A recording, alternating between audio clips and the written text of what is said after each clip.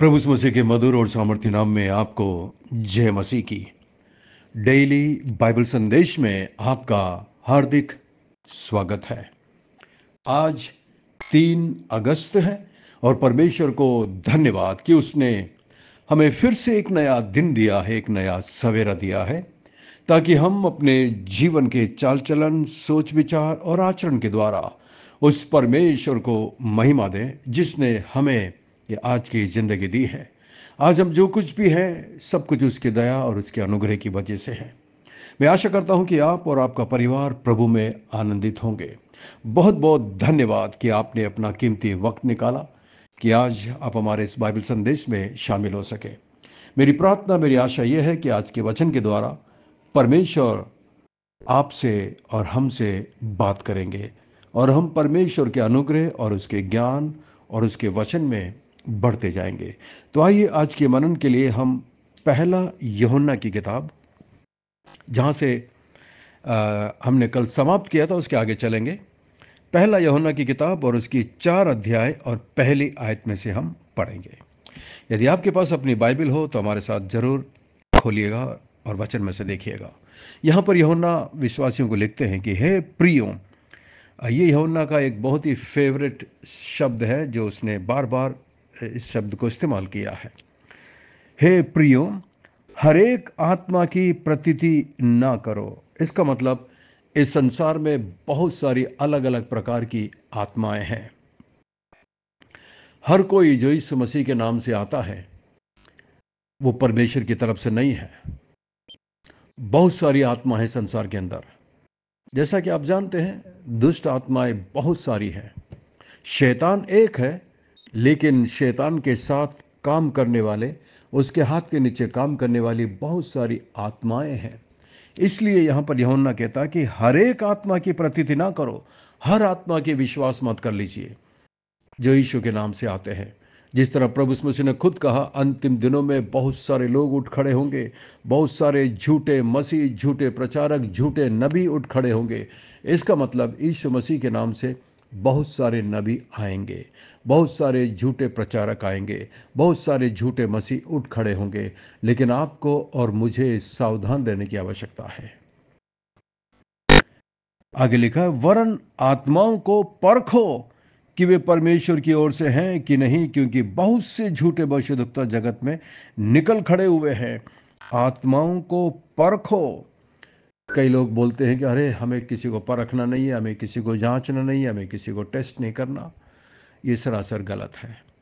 जब इतने प्रकार की झूठी शिक्षाएं चारों तरफ है, झूठी आत्माएं, झूठे प्रचारक हैं, तो क्या हमें परखना नहीं चाहिए? परखना चाहिए।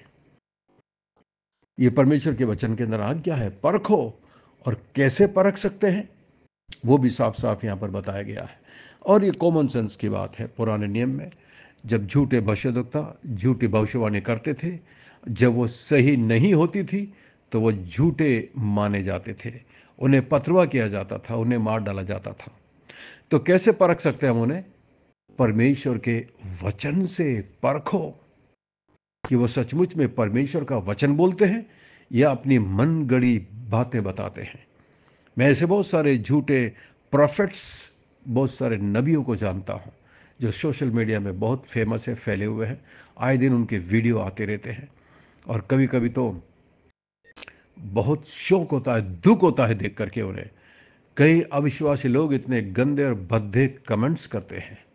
एक प्रोफेट्स तो आता है, वो पता नहीं कोई कप में या किसी ग्लास में पानी लेकर आता है और वो पानी छिड़कता है और जवान लड़के लड़कियां जमीन पर गिरकर तिल मिलाते हैं और बहुत बुरी तरीके से नाटक सा होता है। क्या ऐसा परमेश्वर के वचन में है? कहीं आपने देखा है, कभी पढ़ा है तो मुझे जरूर बताइएगा। दूसरे ऐसे प्रोफेट्स हैं जो आकर टीवी पर सीधा बोलते हैं, वीडियो बनाकर डालते हैं कि फलाना फलाना नाम का व्यक्ति, जिसका नाम SPOUQRLM से शुरू होता है, उनका भाग्य खुलने वाला है, उनको पैसे मिलने वाले हैं, उनके प्लॉट्स मिलने वाले हैं, उनके वीज़ा लगने वाला है, उनके घर में पैसा आने वाला है, वगैरह वगैरह वगैरह। पता नहीं क्या क्या बातें बोलते हैं। शर्म की बात है। कहाँ लिखा बाइबल में? कब किसने ऐसा किया है? क्योंकि हमें परमेश्वर के वचन से परखना है। क्या उनकी बातें, उनकी भविष्यवाणी परमेश्वर के वचन से मेल खाती है? परमेश्वर के वचन से मिलता जुलता है? अगर परमेश्वर के वचन से मिलता जुलता नहीं है तो आप उन्हें सही मत मानिएगा, वो परमेश्वर की तरफ से नहीं है। यहां पर जैसा कि साफ साफ लिखा है, क्योंकि बहुत से झूठे भविष्यद्वक्ता, फॉल्स प्रॉफिट्स, जो संसार के अंदर निकल खड़े हुए। दूसरे आयत में, परमेश्वर का आत्मा तुम इस रीति से पहचान सकते हो। क्योंकि जब यूहन्ना इस किताब को लिख रहा है, उस समय तक नया नियम के कई भाग लिखे जा रहे थे। उस समय तक किसी के भी हाथ में पूरा नया नियम नहीं था, तो वो प्रभु मसीह के बारे में ठीक से समझ नहीं पा रहे थे, इतना ज्ञान नहीं था। इसलिए यूहन्ना उन्हें एक तरीका बताता है कि कैसे पहचानना है झूठे आत्माओं को। क्योंकि यूहन्ना के समय में नए नियम की विभिन्न पुस्तकें और पत्र हाल ही में लिखे गए थे। यहाँ तक कि उन्हें एक साथ मिलाकर एक एक किताब तैयार नहीं किया गया था, जो किसी के हाथ में भी नहीं थी। और यूहन्ना ने जिन विश्वासियों को यह पत्र लिखा था, उन्हें नया नियम को पढ़ने का एक अवसर भी मिला नहीं था। जरा सोचिए, उनके अंदर कितना कम ज्ञान था और कितना कैसे धोखेबाज लोग निकले थे, उन्हें बरगला रहे थे। इसलिए यूहन्ना उन्हें यहाँ एक सामान्य नियम बताता है जिसके द्वारा वे सच्ची और झूठी आत्माओं को परख सकते थे। झूठे शिक्षकों को पहचानना, कैसे पहचाने, उसके बारे में यूहन्ना बताता है कि प्रत्येक आत्मा जो ये स्वीकार करती है कि यीशु मसीह देह रूप धारण करके आया, मनुष्य बनकर संसार के अंदर आया, वो परमेश्वर की ओर से है। वो व्यक्ति या वो आत्मा परमेश्वर की तरफ से है। लोग यीशु मसीह के बारे में जो कहते हैं, वो ये निर्धारित करने के लिए सबसे अधिक महत्वपूर्ण बात यह है कि यीशु मसीह परमेश्वर की ओर से है। यह है सबसे मुख्य बात। जो व्यक्ति ये मान लेता है कि यीशु मसीह परमेश्वर की ओर से, तो ये एक सिंपल टेस्ट था उस समय पे, क्योंकि उस समय तक लोगों के पास नया नियम नहीं था। आज आपके पास, मेरे पास पूरा पुराना नियम है और नया नियम भी है। तो हम नया नियम और पुराना नियम दोनों को आपस में कंपेयर कर सकते हैं। आप और मैं ज्यादा भाग्यशाली। जरा सोचिए, वे लोग जो केवल नया नियम में, पुराने नियम के समय पे जी रहे थे, उनके पास एक अधूरा ज्ञान था। उसके बाद जो लोग केवल नया नियम के समय पर जी रहे थे, उनके पास भी पूरा ज्ञान नहीं था, क्योंकि पुराने नियम की बातें उन तक नहीं पहुंची थी। उनके पास भी इस प्रकार का बाइबल सबके पास अवेलेबल नहीं था कि वो पुराने नियम को पढ़ सके और नया नियम को उससे जोड़ सकें। तो वास्तव में आप और मैं सच में ज़्यादा भाग्यशाली हैं। और शैतान इसका फायदा उठाकर बहुत सारे झूठे उपदेशकों को उसने खड़ा किया है। लेकिन सिंपल सी बात यह है कि कौन व्यक्ति यीशु मसीह के बारे में सही बताता है। और आप और मैं जान सकते हैं कि प्रभु यीशु मसीह ने क्या क्या बातें बताई हैं, क्या क्या बातें प्रभु यीशु मसीह ने हमें सिखाई है, उसका जीवन कैसा था। और प्रभु यीशु मसीह के जन्म की सच्चाई आप और मैं जानते हैं, किस तरह वो पवित्र आत्मा से पैदा हुआ। वो संपूर्ण मनुष्य था, संपूर्ण परमेश्वर था। देखिए आगे हम पढ़ेंगे, जो आत्मा, ये दूसरे आयत में, जो आत्मा ये मान लेती है कि यीशु मसीह शरीर में रोकर आया, वो परमेश्वर की ओर से है। और जो आत्मा यीशु को नहीं मानती, वो परमेश्वर की ओर से नहीं। और वही तो मसीह के विरोधी की आत्मा है, जिसकी चर्चा तुम सुन चुके हो कि वो आने वाला है और अब भी जगत में है। तो आप एक बात ध्यान दीजिएगा, ये जितने भी आज झूठे नबी हैं, उनकी बातों को आप सुनिएगा। क्या उनकी बातों में चंगाई और हमेशा भविष्य की चंगाई की बातें और हमेशा पैसे की बातें, धन संपत्ति की बातें ये होती है? क्या उनके प्रचार में प्रभु मसीह के बारे में बोला जाता है? क्या उद्धार पाने के बारे में बोला जाता है? नया जन्म के बारे में बोला जाता है? स्वर्ग और नरक के बारे में बोला जाता है?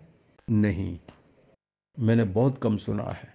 जितने भी प्रॉफिट्स निकले, ये केवल भविष्यवाणी करते फिरते हैं। अरे भैया, सही भविष्यवाणी तो यही है कि यीशु मसीह पर विश्वास करो वरना तुम नरक में जाओगे। ये है सही भविष्यवाणी। उनसे बोलिए कि बिना यीशु मसीह के दूसरा कोई रास्ता नहीं है। यह है सही भविष्यवाणी। उन्हें बताइए कि यीशु मसीह आपके पापों की क्षमा के लिए क्रूस पर बलिदान हुआ। यह है सही भविष्यवाणी। यदि आपकी भविष्यवाणी, आपकी बातें परमेश्वर के वचन से मेल नहीं खाती है, तो मुझे मानने में बहुत दिक्कत होगी कि आप एक सच्चे भविष्यद्वक्ता हैं। आप चाहे जो कोई भी है, कितने भी फेमस हो, कितने भी बड़े क्यों ना हो, परमेश्वर के वचन से बड़ा कोई नहीं हो सकता। इसीलिए मैं अपने बाइबल संदेश के सभी भाई बहनों से भी कहूँगा कि आप भी मुझे परखिए, मेरी बातों को लेकर परमेश्वर के वचन से मिलाइए कि मैं जो बोलता हूँ, मैं जो बता रहा हूँ, वो परमेश्वर के वचन के अनुसार है या नहीं है। क्योंकि ऐसे बाइबल संदेश में बहुत सारे लोग हैं, शायद आप भी हैं। आप मुझे पर्सनली कभी मिले नहीं, आपने मुझे देखा नहीं, लेकिन केवल आप मुझे रोजाना सुनते हैं, बस इतना ही है। आप मेरी बातों को सुनते हैं और मेरी बातों को सुनकर आप उसे परमेश्वर के वचन से मिलान कर सकते हैं। किसी ने कहा, win words are the windows of a man's heart. आप मेरा दिल जानना चाहते हैं तो मेरे शब्दों को सुनिए, क्योंकि मेरे शब्द मेरे दिल की गहराई से निकलते हैं। वो मेरे दिल की परिस्थिति का बयां करती है। और मेरे वचन को, मेरी बातों को लेकर परखिए परमेश्वर के वचन से। इसीलिए मैं परमेश्वर के वचन के अनुसार प्रचार करता हूं। मैंने पिछले साल नया नियम पिछले साल नया नियम में से मत्ती 1 अध्याय से शुरू करी थी और आज हम यूहन्ना की पत्री तक पहुंचे हैं। मेरा मकसद है कि मैं परमेश्वर के वचन को ही लोगों के सामने रखूं, अपनी बातें नहीं। इसलिए मैं आपसे बोलता हूं कि मेरे साथ निकालिए और पढ़िए कि परमेश्वर का वचन क्या बताता है। 4 आयत में लिखा है, हे बालकों तुम जानते हो, हे बालकों तुम परमेश्वर के हो और तुमने उस पर जय पाई है, क्योंकि जो तुम में है वो उससे जो संसार में है बड़ा है। कितना बड़ा आश्वासन की बात यहाँ पर यूहन्ना लिख रहा है। जवानों का मतलब केवल शारीरिक रूप में नहीं, वे लोग जिन्होंने यीशु मसीह को स्वीकार किया है। उस समय यीशु मसीह को स्वीकार करके एक मसीह जीवन जीना एक एक बहुत बड़ा जंग लड़ने जैसा था। इसलिए यूहन्ना कहता है, हे जवानों खुश हो जाओ कि तुम्हारे अंदर जो है वो उससे बड़ा है जो संसार में है। भारत में भले ही हमारी संख्या कम हो, इससे कोई फर्क नहीं पड़ता। आपके अंदर और मेरे अंदर एक सर्वशक्तिमान परमेश्वर है जो पूरे कायनात का, पूरे संसार का, पूरे ब्रह्मांड का रचयिता है। वो हमारे अंदर वास करता है। हमें किससे डरना? हमें किसी पार्टी से, हमें किसी देश से, किसी धर्म से, किसी व्यक्ति विशेष से डरने की कोई जरूरत नहीं है। वो डराने की कोशिश तो करते हैं, नया नया नई नियम निकालते हैं धर्मांतरण के ऊपर, मसीहों के विरोध में बहुत सारी बातें बोली तो जाती हैं, लेकिन वास्तव में देखा जाए तो ये विरोध मसीहत का नहीं कर रहे। ये लोग विरोध मसीहों का नहीं कर रहे हैं। वास्तव में ये लोग परमेश्वर का विरोध कर रहे हैं। इनकी लड़ाई आपसे और मुझसे नहीं है। इनकी लड़ाई सर्वशक्तिमान परमेश्वर से है। संग्राम यहोवा का है, याद रखिए इस बात को। इसलिए मुझे और आपको डरने घबराने की जरूरत नहीं है। हमें केवल ईमानदारी के साथ, सच्चाई के साथ जीवन जीना है, परमेश्वर के वचन के अनुसार चलना है। उसके बाद नतीजा परमेश्वर के हाथ में छोड़ दीजिए। उससे लड़कर आज तक कोई जीता नहीं, कोई सम्राट उससे लड़कर जीता नहीं, कोई राष्ट्र आज तक उससे लड़कर जीता नहीं है और न ही कभी जीतेगा। बस ये है कि परमेश्वर अनुग्रहकारी है, दयालु है, विलंब से कोप करने वाला करुणामय परमेश्वर है। इसलिए वो प्रत्येक मनुष्य को पश्चाताप का मौका देता है और यही चीज वो हमारे देश के लोगों को देता है, नेताओं को देता है, ताकि वो पश्चाताप करे, मन फिरा कर प्रभु के पास लौट कर आए। आगे की आयत को पढ़िए, 5 आयत में, वे संसार के हैं, इस कारण वे संसार की बातें बोलते हैं और संसार उनकी सुनता है। इस संसार के अंदर जो झूठे नबी, झूठे भविष्यद्वक्ता हैं, वो संसार की बातें बोलते हैं। आप देखिए, कई बाबाओं को देखिए कितनी भीड़ जाती है और कैसे दबकर कुचलकर मर जाते हैं कीड़े मकोड़ों की तरह। वहां पर कोई परमेश्वर की शक्ति या सामर्थ नहीं होती। दुष्ट आत्मा का राज्य होता है और दुष्ट आत्मा केवल लोगों को मारने और उनकी हत्या करने के लिए है। और ये हम देखते हैं, पिछले दिनों में आपने कई घटनाएं पढ़ी होगी अखबार में भी। यूपी में कई घटनाएं ऐसी घटी है, भीड़ में, धार्मिक सभाओं की भीड़ में लोग दबकर मर रहे हैं। और मैं आश्चर्य करता हूँ, मसीहों की भी बहुत बड़ी बड़ी भीड़ होती है कई बार। विदेशों में देखिए, इवन भारत में भी कई बड़ी बड़ी भीड़ होती है, लेकिन वहाँ पर आपने एक भी व्यक्ति को दबकर, गिरकर, कुचलकर मरते हुए देखा है? कभी भी नहीं, कभी नहीं। संसार उनकी बातों को सुनता है क्योंकि वो संसार की बातें करते हैं। संसार हमारी बातें इसलिए नहीं सुनता क्योंकि हम स्वर्ग राज्य की बात करते हैं, और वे लोग पश्चाताप करने के लिए तैयार नहीं हैं। वो परमेश्वर का विरोध करते हैं। आगे देखिए क्या लिखा है 6 आयत में, हम परमेश्वर के हैं। जो परमेश्वर को जानता है वो हमारी सुनता है, जो परमेश्वर को नहीं जानता वो हमारी नहीं सुनता। इस प्रकार हम सत्य की आत्मा और भ्रम की आत्मा को पहचान लेते हैं। पवित्र आत्मा का दूसरा नाम है सत्य का आत्मा। पवित्र आत्मा सत्य का आत्मा है, स्वतंत्रता देता है, गुलाम नहीं बनाता किसी को। लेकिन आज संसार में देखिए, लोग किस तरह धर्म के गुलाम हैं, रीति रिवाज के गुलाम हैं। जीवन में कोई सच्ची शांति नहीं है। जब तक ये लोग यीशु के पास नहीं लौटेंगे, इनका उद्धार होना मुश्किल है। आप और मैं सच में धन्य लोग हैं। आइए हम प्रार्थना करें। स्वर्ग में विराजमान जीवित और जिंदा परमेश्वर, अनुग्रहकारी दयालु पिता, धन्यवाद, धन्यवाद, धन्यवाद। आपके पवित्र वचन के लिए धन्यवाद, धन्यवाद, धन्यवाद प्रभु, धन्यवाद। पवित्र आत्मा हमारे दिलों से बात करने के लिए धन्यवाद। हमारी मदद करिए, सहायता करिए प्रभु, ताकि हम सत्य की आत्मा और झूठ की आत्मा को पहचान सकें, परख सकें। इस बाइबल संदेश में प्रभु, मेरे जितने भी विश्वासी भाई बहन जुड़े हुए हैं, मैं प्रत्येक के लिए नाम बेनाम प्रार्थना करता हूं प्रभु। प्रत्येक पर आप अपने हाथों को बढ़ाकर उन्हें छू लीजिए, चंगाई दीजिए, स्वस्थ करिए प्रभु जी। उनके हर एक प्रार्थना का जवाब दीजिए, जिस बात के लिए इस वक्त मेरी बहन, मेरे भाई आपसे प्रार्थना कर रहे हैं, क्योंकि आप प्रार्थना के सुनने वाले परमेश्वर हैं। धन्यवाद, धन्यवाद, धन्यवाद परमेश्वर, धन्यवाद। प्रार्थना सुनकर जवाब देने के लिए धन्यवाद, धन्यवाद, धन्यवाद प्रभु। मैं शिवानी के लिए प्रार्थना करता हूं, मान परमेश्वर, उसे एक पुत्र देकर उसे आशीषित करना, मान परमेश्वर। आपके लिए कुछ भी मुश्किल नहीं है। प्रार्थना करते हैं सिस्टर सुनीता और उनके परिवार के लिए, उनके बेटे के लिए प्रभु। मैं प्रार्थना करता हूं, आपकी आशीष, आपकी कृपा, आपकी दया उन पर निरंतर बनी रहे। आंटी गीता के लिए प्रार्थना करते हैं प्रभु जी, उनके बच्चों के लिए प्रार्थना करते हैं, उन पर दया और अनुग्रह करिए, क्योंकि आपके लिए कुछ भी मुश्किल नहीं है प्रभु। मैं प्रार्थना करता हूँ सिस्टर नंदिनी के लिए, मान परमेश्वर, नेपाल से, उनके परिवार वालों के लिए प्रार्थना करता हूँ जिन्होंने अभी तक उद्धार नहीं पाया है। उनके आर्थिक संकट, कष्ट के लिए मैं प्रार्थना करता हूँ प्रभु, उन्हें छुटकारा दीजिए, आज़ाद करिए, स्वतंत्र करिए प्रभु। धन्यवाद, धन्यवाद, धन्यवाद प्रभु। हमारी विनती प्रार्थना को सुनकर जवाब देने के लिए धन्यवाद। सब कुछ यीशु मसीह के मीठे महापवित्र नाम से मांगते हैं, आमीन, आमीन। बहुत बहुत धन्यवाद वचन को सुनने के लिए। आज थोड़ा ज़्यादा लंबा हो गया संदेश, क्षमा चाहता हूँ। मैं आशा करता हूँ परमेश्वर ने संदेश के द्वारा आपके दिलों से बातचीत की है।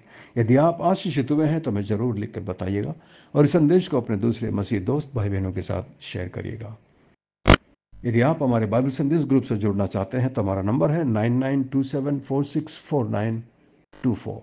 Pastor Mani Thomas, Emmanuel believers church, Agra. हम आपसे प्रेम करते हैं, आपके लिए प्रार्थना करते हैं। हमारे लिए भी प्रार्थना करिएगा। अंत में सवाल है, आज के वचन को पढ़कर बताइएगा कि हम कैसे पहचान सकते हैं झूठे नबियों को, झूठे प्रचारकों को कैसे पहचान सकते हैं, कैसे परख सकते हैं। आज के वचन को पढ़कर बताइएगा। परमेश्वर आपको बहुत बहुत आशीष दे। Thank you, God bless you, we love you, have a great day and take care of yourself. अपना ख्याल रखिएगा।